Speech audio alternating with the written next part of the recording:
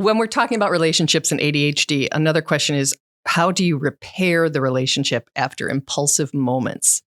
Repairing after like impulsive moments, like I think it's always important to first, like when you're talking about these, like maybe mistakes or impulsive things that have happened, use language that is very neutral when describing it.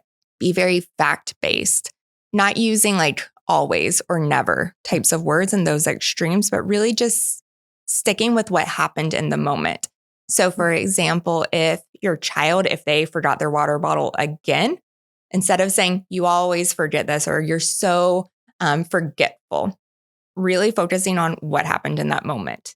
You forgot your water bottle this morning. I felt frustrated when that happened. You can absolutely express that emotion, but if you're able to stick with like the facts of the situation and avoid like a label, an overall label, that will help with your relationship and the self-esteem of the other person in those times. It's important to acknowledge the positives when you are talking after the fact and repairing it, right? So if your child did something that was a mistake and it was impulsive, you want to find what is the first thing that is positive that they do that I can notice and acknowledge. So if they did have a tantrum, any emotional dysregulation outbursts, of course, they will need some time. You may need some time as well, but you can always acknowledge after the fact, thanks so much for calming down, right?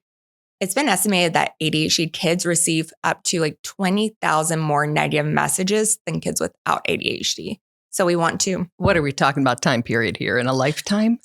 That's just In an a week? estimate. Yeah, I think it's in a lifetime estimate. But I mean, the reality is, yes, ADHD people do get more negative messages. I believe that. I mean, if you think about like the impulsivity, you're always having to say, stop, no, don't do that, right? So giving that positive helps counteract the negative messages that they may receive from other adults in their lives, coaches or teachers or other parents too. Sure. Or friends. Yeah.